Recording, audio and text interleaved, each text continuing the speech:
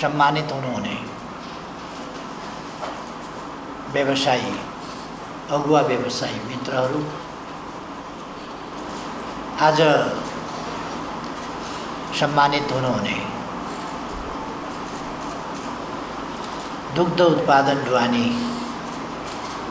साधनमा प्रयोग आम रूपमा गरिने लोगोका निर्माता कलाकारज्यू लगायत सञ्चारकर्मी मित्रहरू र सम्पूर्ण उपस्थित महानुभावहरू, आज धेरै खुसीको क्षण हो। हामी पशु पंक्षी मासु अंडा दूध उत्पादनको क्षेत्रमा आत्मनिर्भर घोषणा गर्न पाएका छौँ। यो आत्मनिर्भरताको घोषणा हामी हाम्रो देशलाई एक क्षेत्रमा एक कदम अगाडि बढाउन सफल भयौँ भन्ने हो। यस खुसियालीमा सबै नेपाली दिदीबहिनी दाजुभाइहरूलाई बधाई भन्न चाहन्छु। यो राष्ट्रिय खुसीको अवसर हो। यो उपलब्धि राष्ट्रिय उपलब्धि। यसमा योगदान कसैले बढी कसैले कम गरेको होला। कोही बढी त्यसमा केन्द्रित भएको होला, कोही नभएको होला।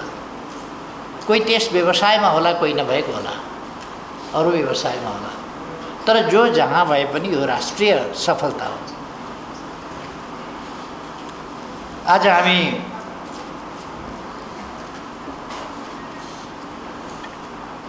एउटा हाम्रो नारालाई सार्थक पनि पारिरहेका छौँ। हरेक दिन एक कदम अगाडि। हामी हरेक दिन जसो नयाँ नयाँ उपलब्धिहरू हासिल गर्दै नयाँ नयाँ उचाइहरू छुँदै अगाडि बढिरहेका छौँ। नयाँ नयाँ सफलताहरू प्राप्त गर्दै हरेक दिन एक कदम अगाडि। हाम्रो तरिका त्यो हरेक दिन एक कदम अगाडि। देश हरेक दिन हाम्रो एक कदम अगाडि बढेको हुनुपर्छ, जहाँको त्यहीँ रहेको हुनुहुँदैन। विकासको स्तरमा, शिक्षाको स्तरमा, स्वास्थ्यको स्तरमा, पूर्वाधार विकासको स्थितिमा, बाटाघाटा पुल यातायातको क्षेत्रमा, जोलुङ्गे पुलको क्षेत्रमा, हवाई जहाजको क्षेत्रमा, अरू विभिन्न क्षेत्रमा, आइटीको सेक्टरमा, डिजिटल नेपाल निर्माणको क्षेत्रमा अथवा अरू क्षेत्र, ऊर्जा उत्पादनको क्षेत्रमा, पर्यटनको क्षेत्रमा, अरू क्षेत्रहरूमा, सेवाका क्षेत्रहरूमा, यी सबै क्षेत्रहरूमा हामी लगातार अगाडि बढेको र देखिने गरी अगाडि बढेको हुनुपर्छ। किनभने हामी एउटा स्ट्याग्नेसनको अवस्थामा पुगेको स्थिति होइन। हामी निर्माणकै क्षेत्रमा अब निर्माण भइसक्यो भन्ने अवस्थामा होइन। न्युयोर्कमा एउटा घर बन्यो भने, म्यानहाटनमा एउटा घर बन्यो भने अचम्मको कुरा हुन्छ। न त्यहाँ जमिन छ घर बनाउने, न बनाउने आवश्यकता छ, किनभने ठाउँ पनि छैन, बनाइसकेको छ। बाटो पनि नयाँ बनाउने ठाउँ छैन। पुरानै बाटो, पुरानै घरहरू, पुरानै भवन, पुरानै कार्यालय कुन फेरिन सक्छ तर भवन फेरिँदैन, अथवा कन्स्ट्रक्सन वर्क कम्प्लिट भएको छ। रेल बन्ने ठाउँमा रेल बनेको छ, बाटो बन्ने ठाउँमा बाटो बनाएको छ, हवाई मैदान बन्ने ठाउँमा हवाई मैदान बनेको छ, अस्पताल भवनका ठाउँमा अस्पताल भवन, युनिभर्सिटीका ठाउँमा युनिभर्सिटी, कलेजका ठाउँमा कलेज, विद्यालयका ठाउँमा विद्यालय, सबै बनिसकेको छ। तर हामी चाहिँ निर्माणको फेजमा छौँ, निर्माणको चरणमा छौँ। त्यसकारण हामी हाम्रो निर्माणको चरणलाई साधारण गतिबाट होइन, तीव्र गतिबाट अगाडि लानुपर्छ। आज त हाम्रा युवाहरू निर्माण कार्यमा बाहिर गइरहेका छन्। अब अरबको पनि निर्माण कार्य अलिक पछि टुङ्गिन्छ। हामी कतार हेर्दा हेर्दै कतार कस्तो भइसक्यो, युएई हेर्दा हेर्दै कस्तो भइसक्यो, साउदी कस्तो भइसक्यो। अब हामी खालि के भने बिक्ने भनेको केयर गिभरमा मात्रै भेट्छ। बुढाबुढीको सेवा गर्ने ओर्ने कुरामा मात्रै, बच्चा हेर्ने कुरामा बिकाउँला, बुढाबुढी स्याहार सम्हार गर्ने कुरामा बिकाउँला। नत्र भने हामी वैदेशिक रोजगारमा पनि बिग्ने स्थिति छैन, जुन लेभलको हाम्रो शिक्षा र सिप छ। हाम्रो शिक्षा र सिप जुन लेभलमा छ त्यस स्थितिमा हाम्रो केही वर्षदेखि बिग्दैन। त्यो पनि थाहा पाउनुपर्छ। यो रेमिटेन्समा चल्छु, विदेश गएर कमाउँछु भन्ने भ्रम छोड्नुपर्दछ र यो बिल्कुल गलत तरिका। विभिन्न कारणले प्रचलन चल्यो, विभिन्न कारणले मान्छे जाने गरे, विभिन्न परिस्थितिहरू त्यस्ता बने। कहिले हिंसाले गाउँ छोड्नु पर्यो, हिंसाले गाउँ छोडेर सहर पस्यो, सहरमा पनि बस्न सकेन, विदेश भाग्यो। गर्दा गर्दा अब वैदेशिक रोजगारी हाम्रो सामाजिक जीवनको एउटा अभिन्न अङ्ग जस्तो भयो, जसले मान्छेलाई बिगार्नुसम्म बिगारेको छ। अलिकति रेमिटेन्स आउने बाहेक बिगार्नुसम्म बिगारेको छ, समाज बिगारेको छ, अनेक चिज बिगारेको छ। त्यसकारण त्यस विकृतिबाट उम्किन स्वावलम्बी देश बनाउन, आफ्नै देशमा रोजगारीका अवसर सिर्जना गर्न हाम्रो सम्पूर्ण क्षमता यही गर्न। हामीले रोजगारीका अवसर सिर्जना गर्ने, हाम्रा उत्पादनका क्षेत्रहरू, उत्पादकत्व बढाउने, उत्पादनका क्षेत्रहरू बढाउने आवश्यकता छ। यस सन्दर्भमा आज हामीले केही महत्त्वपूर्ण कामहरू गर्यौँ, महत्त्वपूर्ण उपलब्धिको घोषणा गर्यौँ। पशुपन्छीका क्षेत्रमा, दुग्ध उत्पादनको क्षेत्रमा र आजैबाट धुलो दुध हामी बजारमा पुर्याउन थाल्यौँ। Dairy whitener, milk whitener, whitener भने त सेतो बनाउने कुरा हो, दुध हो कि होइन भन्ने कुरा चाहिँ यो नाम तपाईँहरूले कसरी राख्नुभयो, किन राख्नुभयो, अङ्ग्रेजीका पछि किन बुझ्नुभयो, म बुझ्दिनँ। व्हाइटनर भने त सेतो बनाउने कुरा हो, यो सेतो बनाउने कुरा होइन, दुध हो नि। त्यस कारण पाउडर दुध, धुलो दुध, मेरो विचारमा यसलाई धुलो दुध भन्नुपर्छ, कमसेकम मिल्क पाउडर भन्नुहोस्। व्हाइटनर भनेपछि मैला पत्यार लाग्दैन, त्यो सेतो बनाउने रहेछ, सेतो बनाउने त रहेछ व्हाइटनर। चियामा हालेपछि सेतो बनाउँदो रहेछ। त्यस कारण यसलाई व्हाइटनर भन्ने गर्ला नि कसैले। हाम्रो अलिकति आफ्नो पना राखौँ। नेपालीमा लेख्दाखेरि धुलो दुध देखेको सबैले बुझ्छ। धुलो दुध एउटा दुध हुन्छ, गाई भैँसीबाट दुहेको दुध, त्यसलाई मेसिनले ड्राई गरेर ड्राई बनाएपछि धुलो हुन्छ, त्यसलाई धुलो बनाएपछि, सुक्खा बनाएपछि त्यो धुलो दुधमा परिणत हुन्छ। त्यही फरक हो। हामीले अर्को के पनि भने व्हाइटनर भन्दाखेरि विश्वास कति बन्छ जनतामा। हामीले जनतामा यो दुधै हो भन्ने कुरा चाहिँ विश्वास दिलाउनुपर्छ, यो दुधै हो। हामीले खालि सुकाएर धुलो बनाएको मात्रै हो। यसलाई प्रविधि प्रयोग गरेर यसलाई धुलोमा परिणत गर्यौँ हामीले, झोल दुधलाई। खै यो डेरी व्हाइट, यसको हामीले सुरुवात गर्यौँ आजबाट बजार पठाउने कुरा। मैले अस्ति पनि अलिकति भनेको थिएँ, यो बजार पठाउनसँगै हामीले यसको राख्ने कसरी, प्रयोग गर्ने कसरी भन्ने कुरा पनि अलिकति बताउनु जरुरी हुन्छ किसानहरूलाई, उपभोक्ताहरूलाई।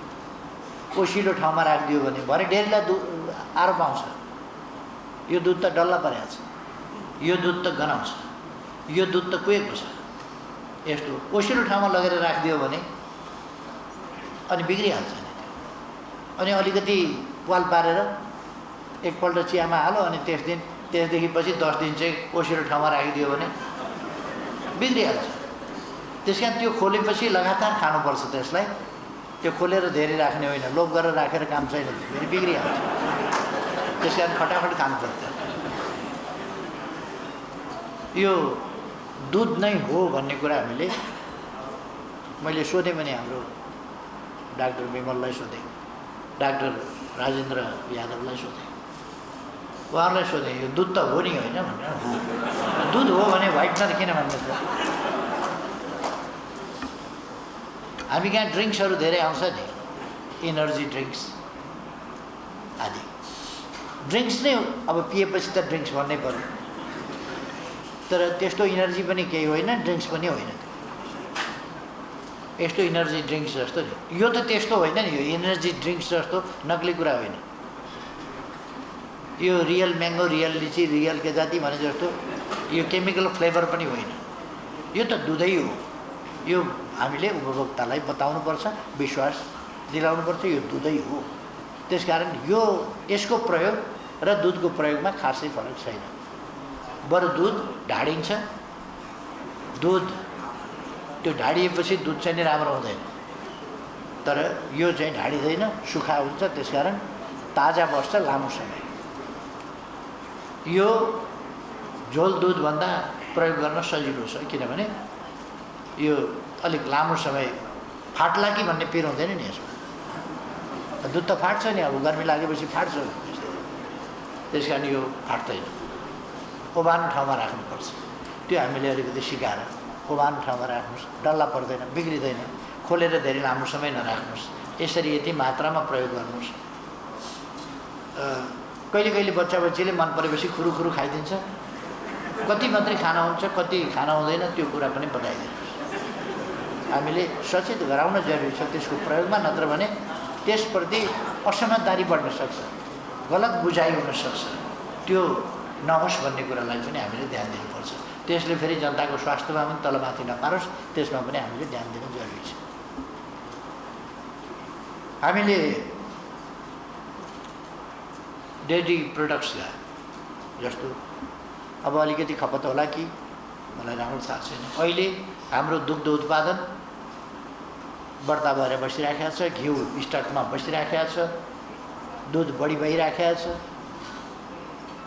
यस चिजलाई हामीले दुधको अहिलेसम्म हामीले मान्छेहरूलाई दहीमा मात्रै बानी पारेका छौँ, बढी अलिक मोहीमा पनि बानी पार्नुपर्छ। यो गर्मीमा कहाँको ड्रिङ्क्स, मोहीको खानुपर्छ त,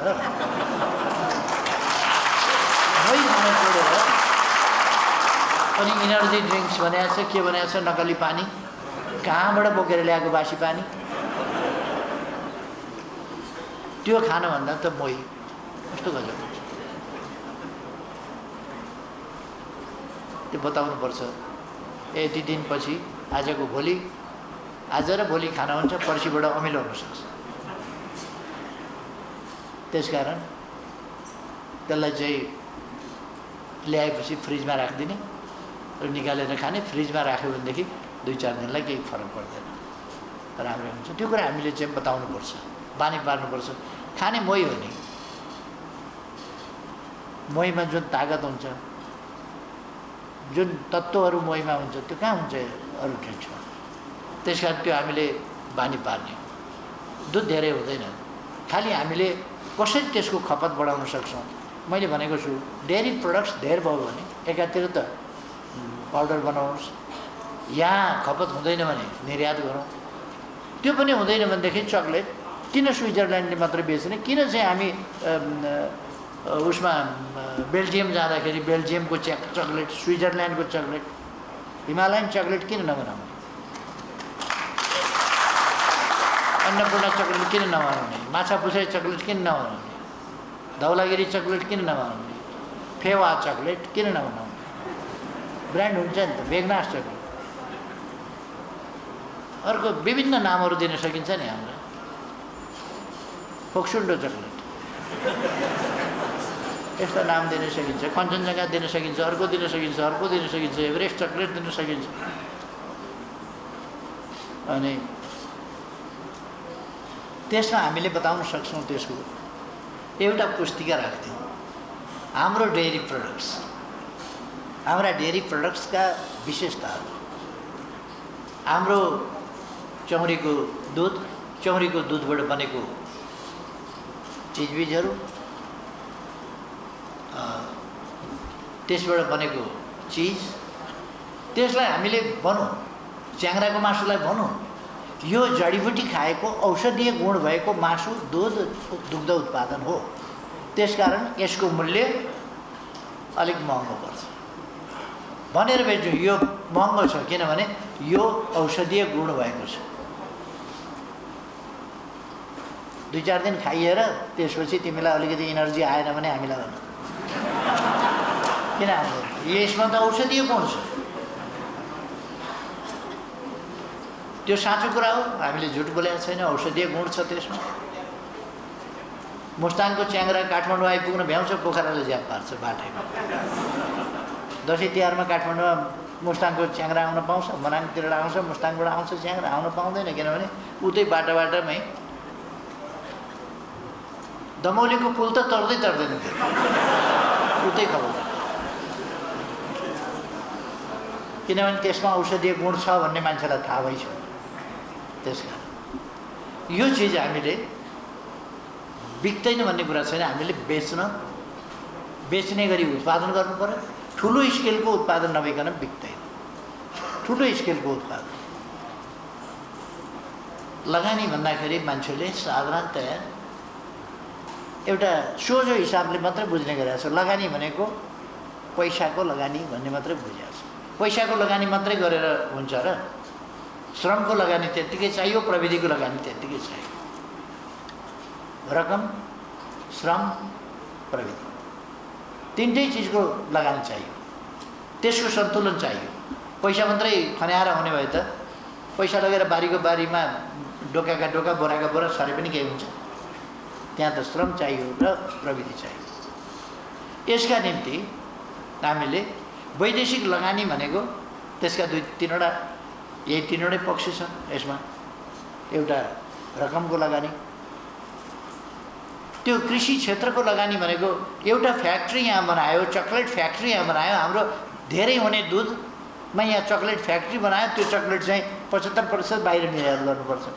अनि चकलेट फ्याक्ट्री बनाएर बाहिर 75% निर्यात गर्यो भने हाम्रो दुध बिक्री भयो, किसानले पशुपालन गर्न पाए, दुध बेच्न पाए, उसले चकलेट बनायो, बाहिर पठायो, 25% चाहियो भने हामी प्रयोग गर्छौँ, त्यो पनि बेच्न पाइन्छ, बाहिरै पठाउन पाइन्छ। कम्तीमा पनि 75% त उसले बाहिर बेच्नुपर्छ भनेपछि, अनि यहाँ चकलेट बनाएर हाम्रो खेर जाने, हामीले प्रयोग गर्न नसकिरहेको दुध हामीले देखेका छौँ नि। त्यो किसानले डेरीले होइन मिल्क होलिडे बनाउनु, किनभने खपत गर्न नसकेर त होलिडे बनायो। मिल्कमा पनि होलिडे काहीँ हुन्छ? कुन दिन दुध आउने, कुन दिन शनिबार थाहा पाउँछ? भैँसीले शनिबार, गाईले शनिबार कसरी थाहा पाउने? मिल्क होलिडे भनेको त धेर भएको न हो। हामीलाई धेर भएपछि किसानलाई पोखा भने न हो त्यो, अरू त केही होइन नि। किसानलाई पोखा भनेको हो त्यो। मिल्क होलिडे भनेको अरू केही होइन। हामी खपत गर्न सक्दैनौँ, पोखा। त्यही भने अलिकति भाषा अङ्ग्रेजीमा मिलाइदिएन हो त्यो मिल्क होलिडे भनेर। त्यस कारण यो होलिडे सोलिडे होइन, हामीले सदुपयोग गर्नु पऱ्यो नि। आफ्नो उत्पादनको खेर जानु भएन, सदुपयोग गर्नु पऱ्यो, अधिकतम सदुपयोग गर्नु पऱ्यो। हाम्रो आवश्यकता त्यो हो।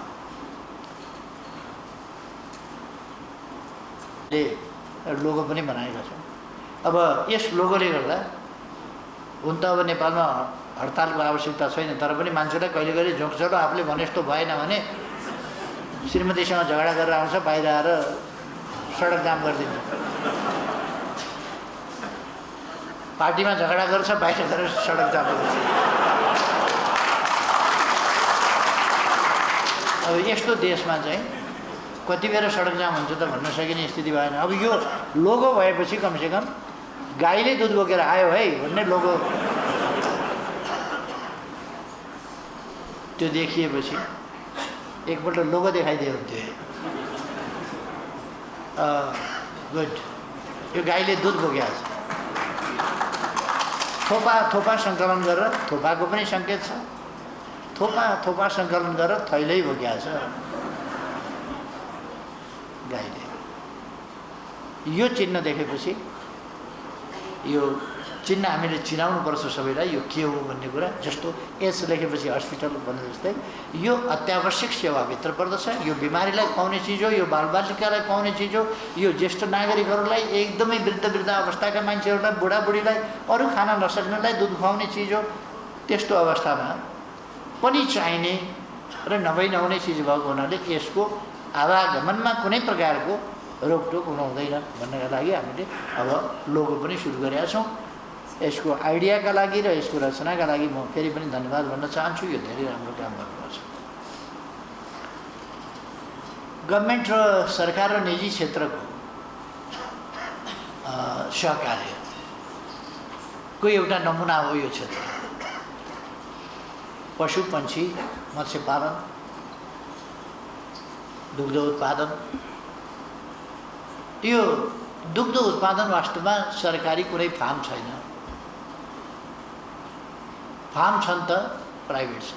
अहिलेसम्म किसानहरूले या त एउटा भैँसी दुईटा भैँसी गरेर जोडेर तिनीहरूको दुध सङ्कलन गरेर चिसान केन्द्रमा पुर्यायो, त्यहाँबाट डेरीलाई पठायो आदिको सिलसिला छ। अघि हामीले देखेका थियौँ नि, साइकलमा बच्चा पछाडि राखेर एउटा भाँडोमा चाहिँ दुध अगाडिपट्टि राखेर एकजना महिलाले यसरी बच्चालाई पछाडि राखेर, अब एउटा परिवारको एउटा भैँसीको दुईटा गाईको त यस्तै हुँदो रहेछ नि, सानो सानो उसबाट बोकेर।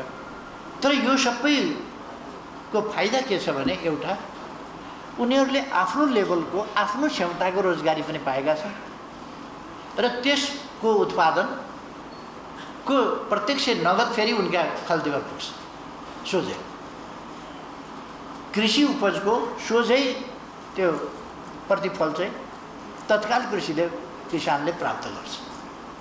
त्यसकारण यसले किसानहरूको दैनिक जीवनमा असर पार्छ, उनीहरूलाई क्रियाशील राख्छ, उनीहरूलाई रोजगारी दिन्छ। यो यति हो कि कहिले कहिले रोजगारी त्यो अर्धरोजगारी हुन्छ, कहिले कहिले आंशिक रोजगारी मात्रै हुन्छ यदि उसको क्षमताभन्दा कम मात्रै उसले लगानी गर्न सक्यो। र अब दुईटा बाख्रा पाल्यो भने त जीविका पनि चल्दैन। चारवटा बाख्रा पालेर जीविका कसरी चलाउने? यदि 50वटा बाख्रा पाल्यो भने उसको जीविका चल्न सक्छ। 100वटा बाख्रा पाल्यो भने नाफामा जान सक्छ। त्यस कारण त्यो त कति स्केल छ भन्ने कुरा। 100वटा बाख्रा पाल्यो भने उसले रोजगारी पायो, उसको आम्दानी भयो भन्ने कुरा बुझिन्छ। अब थोरै 20वटा बाख्रा पाल्यो भने 10वटा बाख्रा पाल्यो भने रोजगारी नै भएन जस्तो, त्यो मान्छे अल्मल्याउने अल्झिने काम मात्रै हुन्छ। 20वटा पाल्यो भने अल्प रोजगार हुन्छ। 30वटा 35वटा बाख्रा पाल्यो भने अलिकति आंशिक रोजगारी होला अथवा अर्ध रोजगारी होला। अलिक 50भन्दा माथि पाल्न पायो भने अलिकति रोजगारीको स्थितिमा र आम्दानी उसको सरप्लसमा, उसको बचतमा जाला आम्दानी। त्यसो भएको हुनाले हामीले आम्दानीलाई बचतमा जाने गरी, किसानको आम्दानीलाई बचतमा जाने गरी किसानलाई प्रेरित गर्दाखेरि, बताउँदाखेरि, सहयोग गर्दाखेरि उसको काम, उसको परिश्रमबाट आम्दानी भएको आम्दानी या प्रतिफल बचतको स्तरमा पुग्ने गरी कमसेकम उसलाई हामीले गर्ने मद्दत त्यसमा जानु पर्यो, बचतको स्थितिमा पुर्याउने। त्यसै गरेर हाम्रा फ्याक्ट्रीहरू, हाम्रा पोल्ट्रीहरू, हाम्रा फार्महरू, यिनीहरू पनि बचतको स्थितिमा जानु पर्यो। ब्रेक इभन भन्दा बचतको स्थितिमा जानु पर्यो, तब मात्रै तिनीहरू सस्टेन गर्न सक्छ। यदि बचतको स्थितिमा गएन भने त घाटा बेहोरेर त कति दिन घाटा बेहोर्न सक्छ उसले? 2 दिन, 4 दिन, 15 दिन, महिना दिन। त्यसभन्दा पछि त घाटा बेहोरेर त सक्दैन, घाटा बेहोर्नै सक्दैन। कसैले धान्न नसक्ने कुरा भइदिन्छ कहिले कहिले। उसले धान्न सक्ने खालको चाहिँ व्यवहारबाट, कारोबारबाट सुरु गर्नुपर्छ र त्यसलाई बढाउँदै लिएर जाने, बचत गराउँदै लिएर जाने र बढाउँदै लिएर जाने नीति हामीले अख्तियार गर्नुपर्छ र बचतमा पुर्याउने। बिमा, वैज्ञानिक ढङ्गले बिमा गर्ने र कृषि बिमाको प्रिमियमलाई कम गर्ने। म ब्याङ्कहरूलाई पनि आग्रह गर्न चाहन्छु, कृषि बिमाको प्रिमियमलाई कम गर्नुहोस्। किनभने अब किन महँगो गर्छ, प्रिमियम किन बढी गर्छ? बिस्तारै सरकारले प्रिमियममा दिने सब्सिडी हटाउँदै लान्छ। प्रिमियममा सब्सिडी दिइरहनु पर्ने विषय होइन। किन? मुनाफा ब्याङ्कले कमाउँछ, उसले कमाउँछ नि, बिमा कम्पनीले कमाउँछ भने फाइदा उसले कमाइरहने, अनि सब्सिडी किसानका नाउँमा सरकारले हालिदिनु पर्ने, फाइदा उसले कमाइरहने किन गर्नु पर्ने थियो? त्यसकारण बिमाको प्रिमियम किसानले तिर्न सक्ने गरी घटाउनुपर्छ। र अर्को कुरा के छ भने व्यापक बिमालाई विस्तार गरेपछि घाटा पर्दैन। सानो स्केलमा बिमा गर्नु भने घाटा पर्न सक्छ।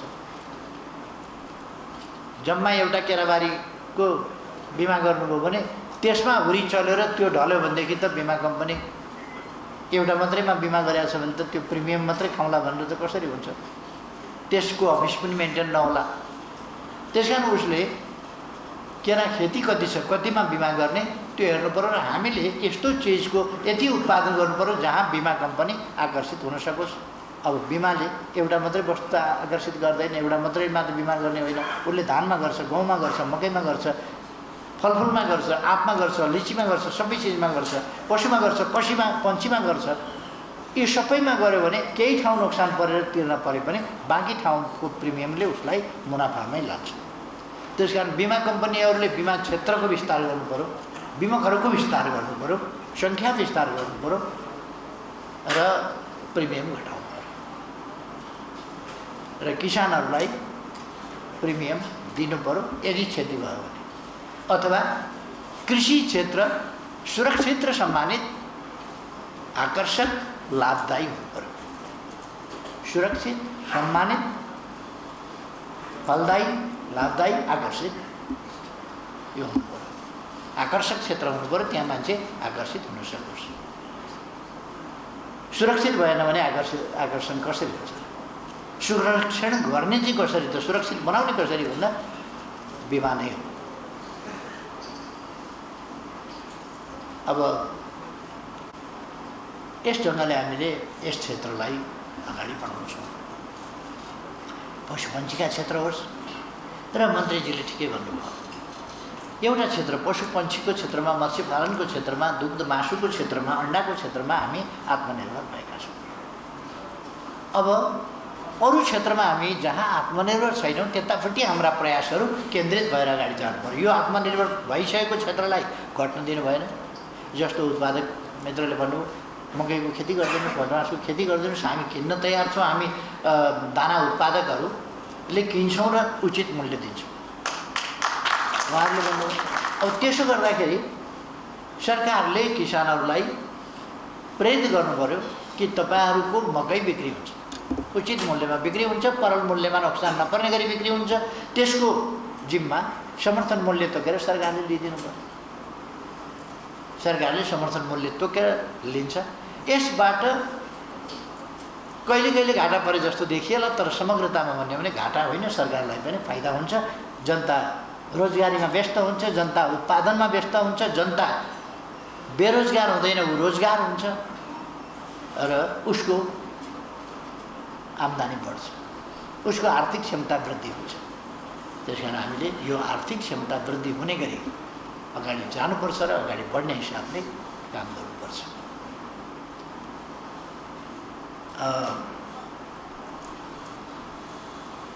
हामी अब फलफुलको क्षेत्रमा, खाद्य वस्तुको क्षेत्रमा, यो कृषि क्षेत्रमा हामी आत्मनिर्भर हुनु छ भने हामीले रासायनिक मलको कारखाना नेपालमा खोल्ने भनेका छौँ। त्यसको विधिवत प्रक्रिया अगाडि बढाउन सकेका छैनौँ। केही निकट भविष्यमा हामी कृषि मलको अथवा रासायनिक मलको, प्राङ्गारिक मलको के मलका कारखानाहरू कुन कुन लेभलमा हुन्छ त्यसको हिसाब गरेर नेपालमै मल कारखाना खोल्ने र एउटा सबभन्दा हामीलाई सजिलो हुने कुरा विद्युतबाट मल कारखाना, यस सम्बन्धमा छलफल भइरहेको छ। हामी महँगो पर्छ भने पनि केही छैन, एउटा प्रोजेक्ट नै हामी डेडिकेटेड गरिदिन सक्छौँ मल कारखानाको लागि। प्रोजेक्ट नै डेडिकेटेड गरिदिएपछि त्यसमा नाफा नोक्सान भन्ने कुरा भएन, त्यो प्रोजेक्ट सञ्चालन गरेर मल कारखानाका लागि खपत गर्ने। त्यसो भनेपछि हामीले बाहिरबाट आउने, हामी थर्मलको गर्दै गर्दैनौँ, एटमिक थर्मल त्यतापट्टि पनि हामी कुनै हालतमा जाँदैनौँ, त्यो दुर्घटनाको ठुलो खतराको कुरा हुन्छ। अर्को हामी कोल आदि इत्यादि थर्मलमा पनि जाँदैनौँ, भुस कोल आदि इत्यादिका थर्मलहरू यस्तामा पनि जाँदैनौँ। र अर्को हामीले अब ग्यासबाट निर्माण गर्ने, ग्यासबाट चाहिँ पैदा गर्ने, ग्यासको प्रयोगबाट जाने, त्यस कुरामा एउटा बाध्यताको स्थिति त्यसमा देखिन्छ। मल कारखाना सबभन्दा सजिलोसँग हुने त्यसैमा हो र अस्ट्रेलिया जर्मनी जस्ता देशहरूले पनि इलेक्ट्रिसिटीबाट चाहिँ त्यति फाइदा नहुने अथवा त्यो बहुतै गाह्रो पर्ने महँगो पर्ने देखेर उनीहरूले नै गर्न सकिरहेका छैनन् भन्ने कुराहरू छ। त्यो हामी नयाँ प्रविधिबाट केही हुनसक्छ कि त्यसलाई हाइड्रोजन उत्पादन गरेर पानी अक्सिजन र हाइड्रोजन छुट्याएर हाइड्रोजनको प्रयोगबाट गर्न सक्छौँ कि यदि हामीले डेडिकेटेड लाइन दिँदा। किन हामीसँग यत्रो विद्युत छ, एकपल्ट खर्च हुन्छ, त्यसपछि सधैँका लागि हामीसँग आत्मनिर्भरताको बाटोमा हामी जान्छौँ, विद्युतको सेक्टरमा, अरू सेक्टरमा र कृषि मलको क्षेत्रमा जान्छौँ। अरू मल उत्पादनतर्फ कृषि मन्त्रालयले मल उत्पादनतर्फ पनि किसानहरूलाई तालिम दिन जरुरी छ। मल उत्पादनतर्फ पनि कसरी मल उत्पादन गर्न सकिन्छ, प्राङ्गारिक मल कसरी बनाउन सकिन्छ, पशुपक्षीको मलबाट प्राप्त हुने र त्यसबाहेक त्यससँग मिसाएर गरिने वा अरू प्रकारका चिजबिजहरू घाँसपातहरू सडाएर निर्माण गर्न सकिने, त्यसको छिटोभन्दा छिटो रोटेसनल ढङ्गले निर्माण गर्न सकिने के विधि हुन्छ र त्यसलाई बाली र बजारसम्म पुर्याउने के प्रविधि हुनसक्छ, यसतर्फ हामीले सोच्न जरुरी छ भन्ने लाग्छ मलाई। किनभने यो दुग्ध उत्पादनमा आत्मनिर्भर छौँ भन्नुको अर्थ पशुपालन हामीले राम्रै गरेका छौँ, अर्थात् कम्पोस्ट र प्राङ्गारिक मल निर्माणतर्फ पनि हामीले चाहिँ काम गर्न सक्छौँ। किन कम्पोस्ट मलको सन्दर्भमा हाम्रा स्रोतहरू भए र प्राङ्गारिकको सम्बन्धमा पनि स्रोतहरू भए। त्यसकारण यसलाई हामीले ध्यान दिने र सङ्गठित ढङ्गले लाने काम गर्ने। यसबाट अर्को काम पनि हामी गर्न सक्छौँ। यस सन्दर्भमा विद्युत उत्पादन पनि गर्ने र मल उत्पादन पनि गर्ने। त्यसबाट आफ्नो विद्युत आफैले आफ्नो फार्ममा, आफ्नो पोल्ट्रीमा, तिनीहरूमा आफैले विद्युत पनि उत्पादन गर्न सक्ने र त्यसबाट मल उत्पादन गरेर बिक्री पनि गर्न सकिने, त्यस्ता खालका कामहरू गर्न सक्छौँ। यो मल्टिपर्पस खालका आयोजनाहरू पनि हामी चलाउन सक्छौँ, पशुपालन आदि इत्यादि गरेर। त्यसको एउटा सर्कल पनि बनाउन सक्छौँ। यसको प्रयोग त्यसमा, त्यसको प्रयोग त्यसमा, त्यसको प्रयोग त्यसमा गरेर एउटा चाहिँ चेन पनि, त्यसको चेन अफ युज त्यो पनि हामी गर्न सक्छौँ। त्यस कारण चेन अफ युजमा पनि ध्यान दिएर अगाडि बढौँ भन्ने मलाई चाहिँ लाग्छ। मैले धेरै समय नलिउँ, यहाँहरूलाई साथीहरूलाई थाहै छ, हामी नयाँ नयाँ कुराहरू, नयाँ नयाँ चिजहरू गरिरहेका छौँ। हाम्रो युवा पङ्क्ति वैज्ञानिक खोज अध्ययन अनुसन्धानमा लागिरहेका छ। युवाहरूमा एउटा खोज अध्ययन अनुसन्धानको कामहरू, अस्ति 4-5 दिन अगाडि रकेटको एउटा परीक्षण गरे, 1.5 किलोमिटर जति त्यो रकेट गयो, तर त्यसपछि अर्को चाहिँ विस्फोट हुन सकेन। त्यसबाट त्यो एकदमै सफल भयो भनेर मानिएन, तर पनि 1.5 किलोमिटर माथिसम्म परसम्म त गयो नि त्यो। अथवा एउटा प्रयोग हाम्रा युवाहरूले गरे। हिजो मात्र मैले नेकपा एमालेको हुनेवाला कार्यालयमा रोबोट सहित भने त्यो रोबोट आदि इत्यादि युवाहरूले गरेको खोज अध्ययन अनुसन्धानको प्रदर्शनी मात्रै हो त्यहाँ। त्यो उनीहरूले खाली भएको हुनाले भेन्यू रोजेका मात्रै हुन्, त्यहाँ रोबोट राखिएको अहिले होइन। किनभने अहिले हामीलाई रोबोट राखिहाल्दा त्यस्तो आवश्यकता पनि छैन। रोबोट हामीले राख्ने भनेको जस्तो रेस्टुराँहरूमा, होटलहरूमा रोबोट राख्ने त्यो सुरु पनि भइसकेको छ र रोबोटले सर्भ गर्छ मान्छेले सर्भ गर्ने ठाउँमा। यो जब खोस्यो भन्ने एउटा कुरा छ। अर्को कुरा के भने यो वैज्ञानिक प्रगतिको कुरा हो। मान्छे कहिले पनि बेरोजगार हुँदैन। रोबोटले चिया बाँड्ने खोस्यो, रोबोट उत्पादन गर्ने त खोसिया छैन नि त। रोबोट उत्पादन गर्नु पऱ्यो नि। रोबोटलाई खनाउने नि खेत, रोबोटलाई जोताउने नि बारी। अनि मेरो चाहिँ नि हलो खोजिदियो त्यसले, किन भन्नु त्यो बनाउने त्यसले गर्छ। त्यस कारण यो जब खोसिन्छ भन्ने चिन्ता लिनु पर्दैन क्या। त्यस कारण उसको खानेकुरा र हाम्रो खानेकुरा फरक पर्छ। हाम्रो खाना पनि खोज्दैन त्यसले त ब्याट्री खाने हो, बिजुली खाने हो।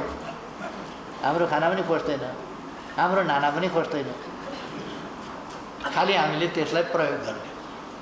त्यसकारण यो विज्ञानको प्रविधिबाट औद्योगिकरण हुँदाखेरि रोजगारी खोसियो, किसानहरू जमिनबाट विस्थापित भए, भन्ने कुरा। जमिनमा हुँदा चाहिँ उनीहरूको हालत के थियो? अर्को भूमिपति थियो, उनीहरू चाहिँ काम गर्ने मेसिन मात्रै थिए, उत्पादन गर्ने मेसिन मात्रै थिए। त्यसबाट दखल हुनु नदखल हुनुमा उनीहरूको जीवनमा के, उनीहरूलाई के दिन्थ्यो त? उनीहरू दासको रूपमा काम गराइन्थ्यो। त्यहाँ के पाउँथे उनीहरूले भने काम गर्नका लागि मान्छे चाहिन्थ्यो, त्यो मान्छे बचाउनका लागि उसले खाना दिन्थ्यो, त्यति थियो। बाँच्ने तपाईँले गोरु पाले जस्तै, गोरुले तपाईँको जोत दिन्छ, त्यस कारण तपाईँले खाना दिनुहुन्छ। गोरु दुब्लाउला भनेर डराउनुहुन्छ, किनभने जोत्न पऱ्यो नि, जोत्न लाउनु पऱ्यो नि, त्यस कारण गोरु नदुब्लाओस्। साह्रै माया गरे जस्तो लाग्दैन गोरुलाई। माया किन गर्नुहुन्छ भने नत्र जोत्दैन।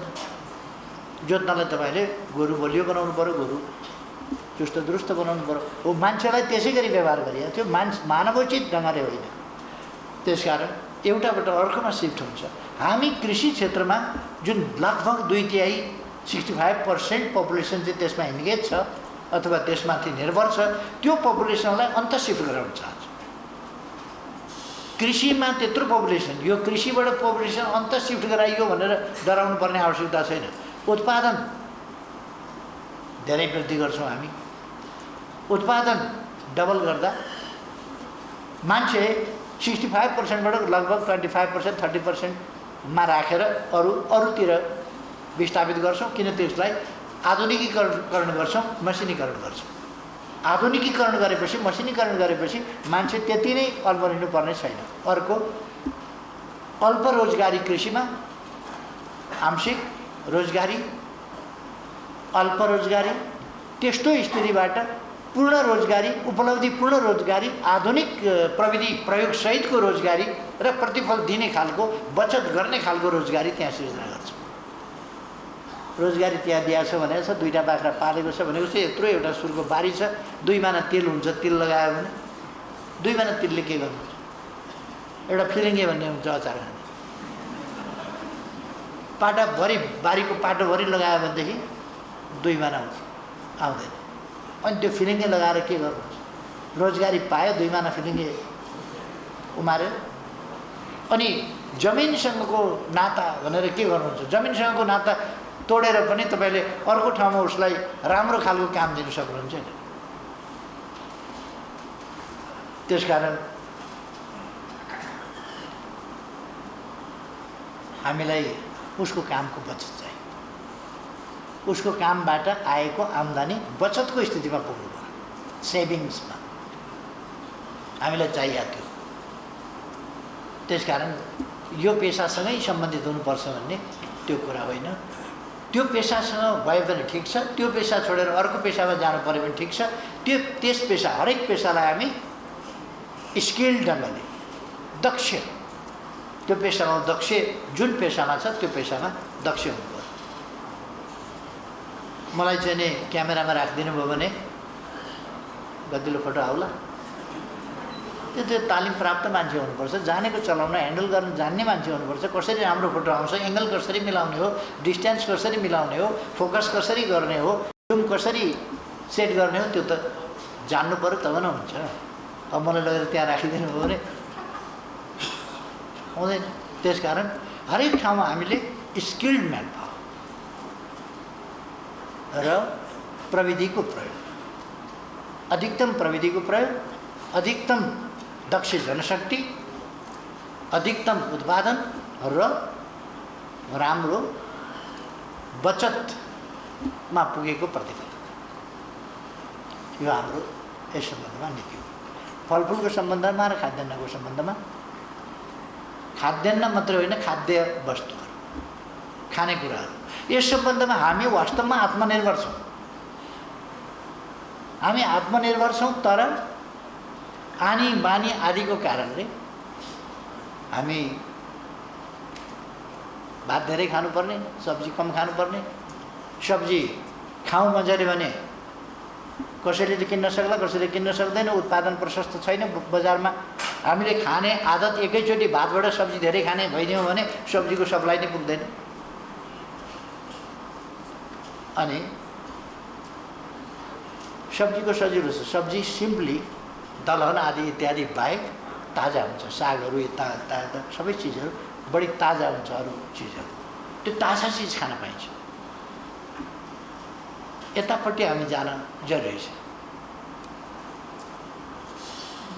बोक्रा उकाएपछि कुनै पनि चिज डेड हुन्छ। धानको बोक्रा उकाउनु भएन भने त्यो सुकेको हुन्छ तर जीवित हुन्छ, किनभने त्यसलाई रोप्नुभयो भने त्यसबाट जीवन पलाइहाल्छ, बिरुवा पलाइहाल्छ। तर बोक्रा उकाइदिएपछि त्यो डेड हो। डेड चिज जति लामो समय राख्यो, ड्राई भए पनि डेड चिज इज डेड चिज। त्यस कारण त्यो त बिस्तारै त्यसको पौष्टिकता खत्म हुँदै जान्छ। अब हामी अहिले कस्तो खान्छौँ भने यति लामा लामा सीता भएको चामल खान्छौँ नि हामी, त्यो चामलै होइन, त्यसलाई त पिठो पारेर अनि फेरि पेलेर चामलका जस्ता सीता बनाएर खाँदैन, त्यसलाई बनाएको हो। 1 इन्च लामो धान कति देख्नुभएको छ तपाईँले? 1 इन्च लामो सीता हुन्छ भातको। यसै हामीले थाहा पाउनुपर्छ कि त्यो नकली कुरा हो। हामी त किसान हौ नि, हामी खेती गरेका छौँ। मैले त हलो जोतेको छु, धान रोपेको छु, धान लगाएको छु, बिउ छरेको छु, सबै गरेको छु। मैले मसिनो लगाएको छु, मोटर लगाएको छु, सबै लगाएको छु। क्या धान कस्तो हुन्छ भन्ने थाहा छ नि हामीलाई। त्यो त हाम्रो शास्त्रहरूले के भन्छ भने पहिलो वर्षको अन्न बिउमा प्राथमिकता दिनु, बिउका लागि राम्रो हुन्छ किन त्यो फ्रेस हुन्छ। दोस्रो वर्षको अन्न खानामा प्रयोग गरिसक दोस्रो वर्ष। तेस्रो वर्षको खाना भनेको त्यो अन्न भनेको चाहिँ होम होमादिलाई काम लाग्छ। खाना भएन होम होमादिलाई काम लाग्ने भइसक्छ। होम होमादिबाट पनि पल्लो छेउ त्योबाट पनि डिल कटिसकेपछि अनि लामो चामल भएर हाम्रोमा आउँछ मसिनो। होम होमादिलाई काम नलाग्ने भइसकेपछि ढुटो पिठो केराले खाएको सबै पिसेर अनि लामा लामा सीता बनाउने। विभिन्न नाउँमा आकर्षक नाम हुन्छन्, लाल किल्ला, इन्डिया गेट, के जाति अरे यो कुनै सकली चामल होइन। त्यसकारण मैले त्यो चामलहरूको फेरि व्यापारीहरूले भन्लान् हाम्रो चामलमाथि किन खेदो गर्यो प्रधानमन्त्रीले। होइन, मैले जनस्वास्थ्यको कुरा गरेँ। मैले जनस्वास्थ्यको कुरा गरेको, जनताको स्वास्थ्यका निम्ति त्यो चिज राम्रो छैन, त्यसमा पौष्टिकता हुँदैन। यसबाट सुगर बढ्दैन भन्छ। के चाहिँ बढ्छ? के छ र बढ्नु? त्यो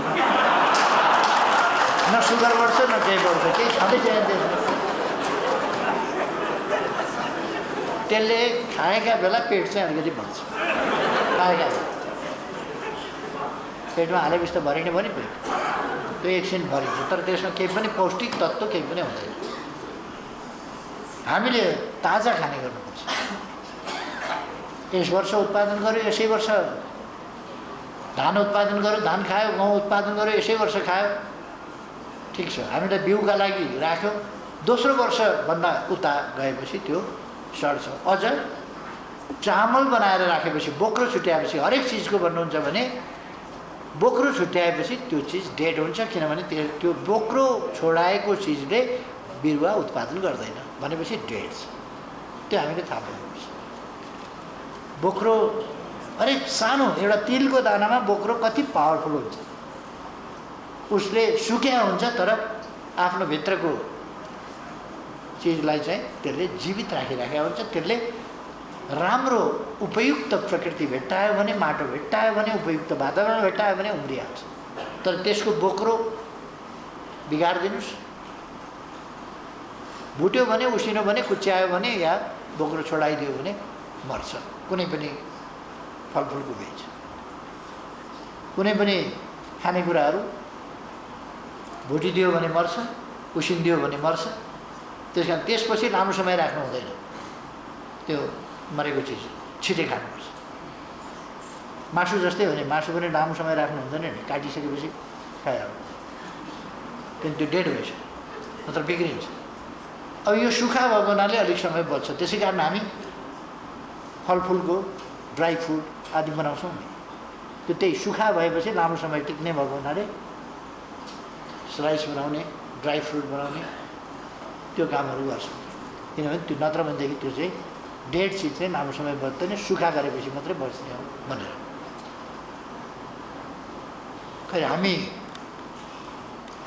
र हाम्रो जुन खाद्य वस्तुको उत्पादन छ त्यो हाम्रो पपुलेसनलाई पुग्ने गरी छ, तर हाम्रो गलत आदतले गर्दा अर्बौँको चिज हामी बाहिरबाट ल्याइरहेका छौँ।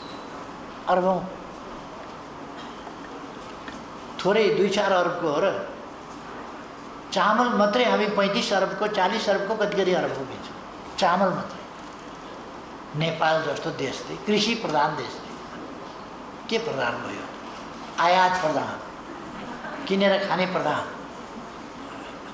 यो कुनै गौरवको कुरा होइन। त्यस कारण हामीले आयात प्रधान बनाउने होइन, निर्यात प्रधान बनाउनुपर्छ यस देशलाई। कृषि प्रधान हो भने पनि त्यसलाई आधुनिकताले थिच्नुपर्छ, प्रविधिले थिच्नुपर्छ। अब र मोडर्न एग्रिकल्चर त्यसमा जानुपर्छ। कृषि प्रधान हाम्रो ट्रेडिसनल नलेजलाई मोडर्न नलेजसँग, मोडर्न प्रयोग र परीक्षणहरूबाट आएका प्रतिफलहरूसँग हाम्रा पुराना ट्रेडिसनल नलेजहरूलाई, तिनीहरूलाई र हाम्रा सम्पदाहरूलाई, तिनलाई चाहिँ त्यसमा जोड्नुपर्छ। हाम्रो प्याटेन्टको क्षेत्रमा हामीले काम गर्नु छ। कृषि क्षेत्र प्याटेन्टको प्रश्नमा पनि सजग हुन जरुरी छ। बागवानी, बोट बिरुवा, वन जङ्गल आदि इत्यादि यसको सम्बन्धमा, यद्यपि वनको क्षेत्रमा कतिपय पर्छ, तर कतिपय फलफुल जन्य कुराहरू त कृषिको क्षेत्रमा पर्छ फेरि। त्यस कारण यो फलफुल र फलफुललाई, अब वनलाई कृषि वनको रूपमा, प्राकृतिक वनहरू छोडेर अरू हामी कृषि वनको रूपमा गाउँमा डेभलप गर्न सक्छौँ। वातावरणलाई पनि राम्रो। अहिले पनि हामी गर्वका साथ दुनियाँमा भन्ने गरेका छौँ, हामी 62% अफ आवर ल्यान्ड हामीले डेडिकेटेड गरेका छौँ दुनियाँलाई। वातावरणका लागि हामीले छुट्याएका छौँ 62% जमिन, 45% वन क्षेत्र, 17% हिमाल। 62% हामीले प्रकृतिका लागि छुट्याएका छौँ, वातावरणका लागि छुट्याएका छौँ, इकोसिस्टमका लागि छुट्याएका छौँ 65%। क्लाइमेटका लागि, इन्भाइरोमेन्टका लागि, इकोसिस्टमका लागि, नेचरका लागि छुट्याएका छौँ हामीले 62% हाम्रो जमिन। गर्वका साथ भन्छौँ त्यो प्रतिशत हामी उत्पादनमूलक ढङ्गले बढाउन सक्छौँ। अझै भन्न सक्छौँ कि हामी फलफुल खेती टम्म लगाएर हामीले 50% हाम्रो जमिन चाहिँ वृक्ष वनका लागि समर्पित गरेका छौँ भन्न सक्छौँ। त्यो कृषि वन हुन सक्छ। आँपको वन, कटहरको वन, लिचीको वन, नर्काको वन, यस्ता वनहरू, जामुनाको, फडेरको वन, जामुनाको वन। कलेजोको अर्को दबाई नै खोज्नु पर्दैन। जामुन भयो वर्षमा एक सिजन फल्छ, एक सिजन मजाले खायो भनेदेखि अर्को सिजनसम्मलाई कलेजो ढुक्कले बस्छ, त्यो जामुन पर्खेर बस्छ। यस्ता औषधीय गुण भएका चिजहरू हाम्रा फलफुलहरू हुन्छ भने बेच्दाखेरि हामीले लेखिदिने त्यसमा कलेजोको मजबुतीका लागि, कलेजोको स्वास्थ्यका लागि यो खाऊ। मान्छेले थाहा पाउनु पऱ्यो नि। हामीले बताइदिने यो यसमा यो चिज छ। यसरी एनिमिया छ, रक्त अल्पता छ भने जामुन खाऊ, फडिर खाऊ, के खाऊ। रक्त अल्पता हुँदैन जामुन खाएर। खै हामी कृषि वन लगाउन सक्छौँ। वनलाई कृषि, कृषिलाई वन। फलफुल खेतीलाई वनको रूपमा प्रयोग गर्न सक्छौँ। त्यस कारण हामी यी विभिन्न पक्षहरूमा रचनात्मक ढङ्गले सोच्ने र योजना बनाउने र त्यो योजनाको साथ अगाडि बढ्ने काम गर्नु। हाम्रा पञ्चवर्षीय योजनाहरू हामीले मोटामोटी बनाएका छौँ, तर तिनीहरूमा हामीले अद्यावधिकरण गर्दै जानुपर्छ र हाम्रा वार्षिक कार्यक्रमहरूमा तिनलाई अद्यावधिकरण गर्दै जानुपर्छ। त्यति बेलाका कन्सेप्ट हुन्।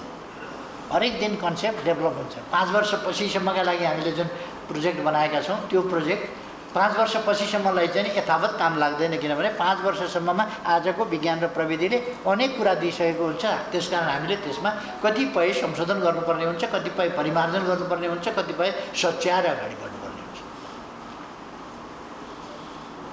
थुप्रै समय गइसक्यो, अब धेरै समय नलिउँ। साथीहरू जो राम्रो काम गरेर सम्मानित हुनुभएको छ, म साथीहरूलाई धेरै धेरै बधाई भन्न चाहन्छु।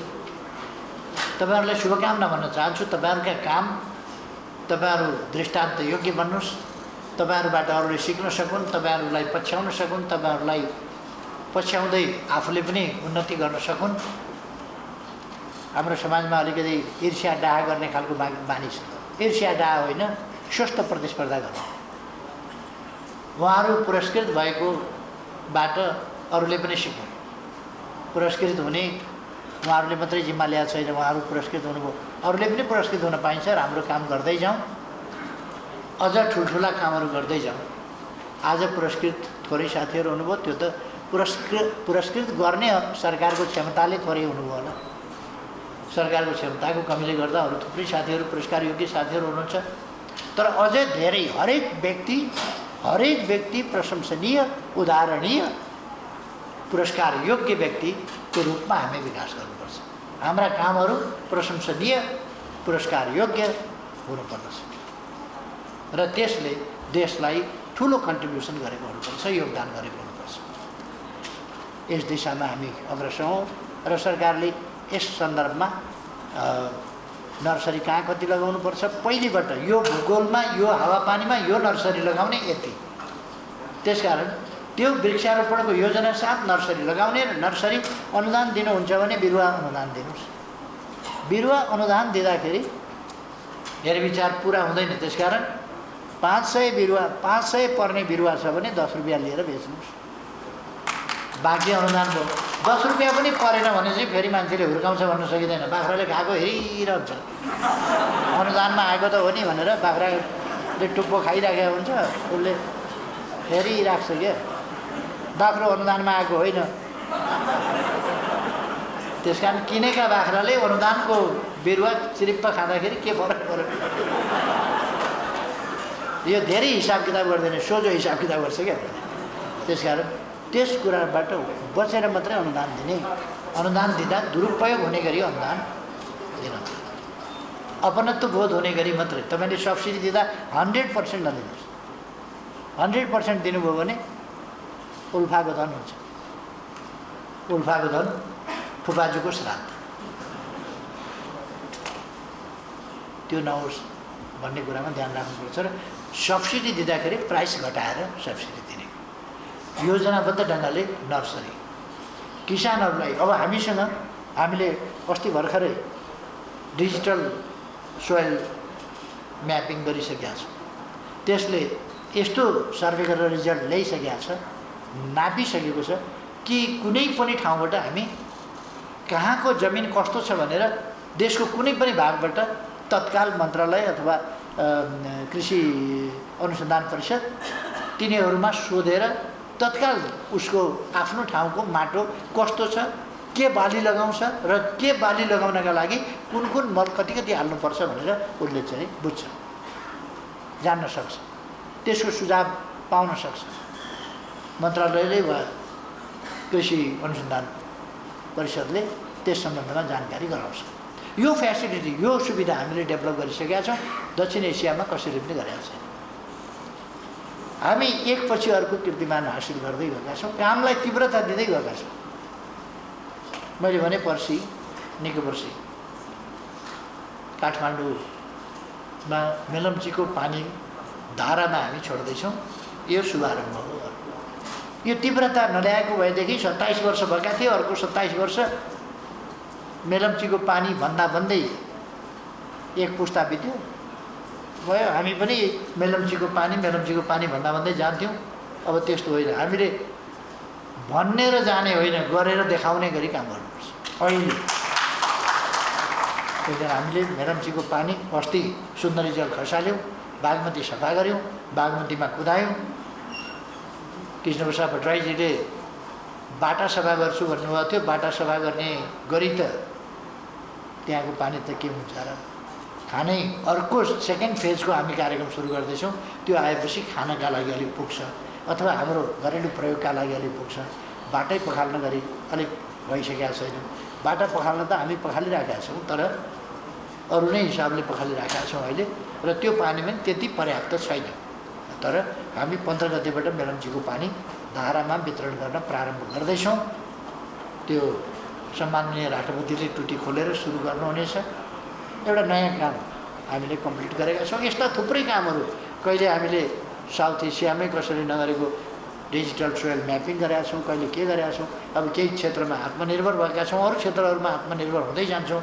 यो कृषि क्षेत्रमा मात्रै होइन, पशुपालनका क्षेत्रमा मात्रै होइन, हामी अरू क्षेत्रमा अहिले ह्याप्पिनेस इन्डेक्समा साउथ एसियामा नेपाल सबभन्दा अगाडि परेको छ।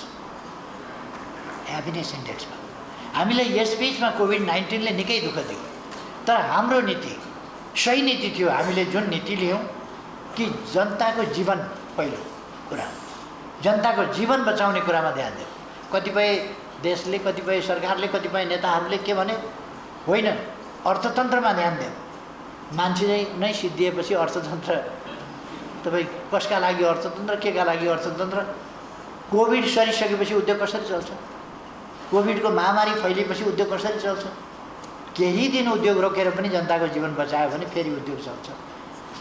तर उद्योग चलाइराख्ने भन्यो भने त्यो यस्तो आक्रान्त हुन्छ कि त्यो अझ लामो समय जीवनको पनि बर्बादी, सबै चिजको। त्यसै कारण हामीले रोक्न सक्यौँ, रोकथाम गर्न सक्यौँ। अब फेरि अर्को लहर बढ्ला कि धेरैवटा देशमा सेकेन्ड थर्ड वेभहरू आइराखेको छ। भारतमा दिनको 50,000 माथि गइरहेको छ कोभिड-19को सङ्क्रमण। त्यसो भएको हुनाले हामी पनि सतर्क हुनु जरुरी छ। हामी सतर्क हौँ, यसका अनुशासनहरू पालना गर्नुपर्ने कुराहरू पालना गरौँ। सरकारका निर्देश आदेशहरू जुन मन्त्रालयहरूले दिन्छन् ती कुराहरू सरकारले केही त्यसबाट फाइदा पाउने होइन, नाफा पाउने होइन, त्यो जनताको जीवन रक्षाका लागि गरे हो। र हाम्रो जीवन पहिलो, लाइफ इज फर्स्ट भन्ने जुन नारा हो, जनताको ज्यान बचाउन केन्द्रित हो भन्ने नारा, त्यसले गर्दा हामीले अस्पताल पनि थुप्रै, क्वारेन्टिन थुप्रै, अरू आइसोलेसनका कामहरू थुप्रै, ती आइसोलेसन आदिका कामहरूलाई पनि हामी ध्यानपूर्वक राख्छौँ। अहिले 83 ठाउँबाट हामीले त्यसको राम्ररी उपचार गर्न सक्छौँ। स्वाब टेस्ट गर्न सक्छौँ 83 ठाउँबाट, पिसिआर टेस्ट गर्न सक्छौँ 83 ठाउँबाट, 300 ठाउँभन्दा बढी ठाउँमा हामी खोप उपलब्ध गराएका छौँ, लिन सक्छौँ देशव्यापी रूपमा। कतिवटा देशमा अझै सुरु भएको छैन। हाम्रो 18,000 माथिले भ्याक्सिन लिइसके, 18 लाखभन्दा माथि, 18 लाखभन्दा माथिले भ्याक्सिन लिइसकेका छ। त्यसर्थ हामी अगाडि छौँ। हामी जनताप्रति एकदमै जवाफदेही, एकदमै उत्तरदायी भएर काम गरिरहेका छौँ। र हामीले यस कुरामा हाम्रो सचेतनता, हाम्रो अभियान, एकताबद्ध अभियान, राष्ट्रिय अभियान, यसलाई सञ्चालन गर्नुपर्छ। म सबै साथीहरूलाई यही आग्रह गर्न चाहन्छु। देश बनाउने हामीले हो, जस्तो बनाइरहेका छौँ, जस्तो निजी क्षेत्र अगाडि बढिरहेको छ। निजी क्षेत्रलाई सहयोग पुर्याउने कुरामा सरकार निजी क्षेत्रसँग सहकार्य गर्न तयार छ र गर्छ। यसमा साथीहरू ढुक्क भए हुन्छ। र सरकार अहिले नबुझेर, मैले धेरै ठाउँमा भन्ने गरेको छु, ढुङ्गो टिपेर फालिदियो, जहाँ खस्छ मैले ती ताकेका थिएँ भन्ने कुरा गर्दैन सरकार। पहिले भन्छ हाम्रो टार्गेट, हाम्रो निशाना यो हो, हामीले तोकेका छौँ निशाना, समृद्ध नेपाल, सुखी नेपाली। हामी त्यहाँ पुग्न चाहन्छौँ, देशलाई त्यहाँ पुर्याउन चाहन्छौँ र सकेसम्म छिटो त्यहाँ पुर्याउन चाहन्छौँ। हामी अब एलडिसीबाट एउटा विकासशील देशमा ग्रेजुएसनका लागि सिफारिस भएका छौँ, अथवा योग्य छ भनेर सिफारिस भएका छौँ। त्यो भनेको हामी अब एलडिसी रहेनौँ भनेको। हामीले मापदण्ड पुरा गऱ्यौँ, शिक्षा, स्वास्थ्य, अनेक क्षेत्रहरूमा मापदण्डहरू पुरा गऱ्यौँ। 17 मुख्य टार्गेट र 169 उप टार्गेटहरू, तिनीहरू मिट गर्ने सन्दर्भमा अब टिको विकासका ती मापदण्डहरू पुरा गर्ने सन्दर्भमा पनि हामीले थुप्रै मापदण्डहरू 17वटा मध्ये 14वटा टार्गेट जस्तो हामीले चाहिँ मिट गरिसकेका छौँ। अब केही टार्गेटहरू बाँकी छन् जसलाई हामी 30भन्दा अगाडि नै, यो कोभिडमा हामी केही अल्झिनु पऱ्यो, त्यसपछि अब हामी ती टार्गेटहरूलाई पनि मिट गर्नेछौँ। त्यसकारण एकदम आत्मविश्वासका साथ, नेपाल यस्तो देश हो, विद्वान पुर्खाका सन्तति हौँ हामी, हामीसँग विद्वान पुर्खाको जिन छ, जेनेटिक मेमोरी छ, हामी छिटै सिक्न सक्छौँ, अगाडि बढ्न सक्छौँ। विभिन्न कारणले इतिहासमा हामी पछाडि पऱ्यौँ, अब पछाडि पर्दैनौँ, पछाडि पर्न मन्जुर गर्न सक्दैनौँ। त्यस कारण त्यस ढङ्गले अगाडि बढ्न म सबै साथीहरूलाई आग्रह गर्दै यस कार्यक्रमको आयोजनाका लागि यी सफलताहरू सेयर गर्ने पनि कुरा हो। सफलतालाई एकमुष्ट एउटा उचाइको रेखा कोरेर हामीले मार्क बनाउने कुरा पनि हो। त्यस कार्यक्रमका लागि माननीय मन्त्रीज्यू, सचिवज्यूहरू र डाइरेक्टरहरू, अरू यसमा लाग्ने सम्पूर्ण वैज्ञानिकहरू, डाक्टरहरू, इन्जिनियरहरू सबैलाई म धन्यवाद भन्न चाहन्छु जसले यसमा असाधारण कन्ट्रिब्युट गर्नुभएको छ र सबै साथीहरूलाई धेरै धेरै शुभकामना भन्दै आफ्नो भनाइ टुङ्ग्याउँछु। धन्यवाद।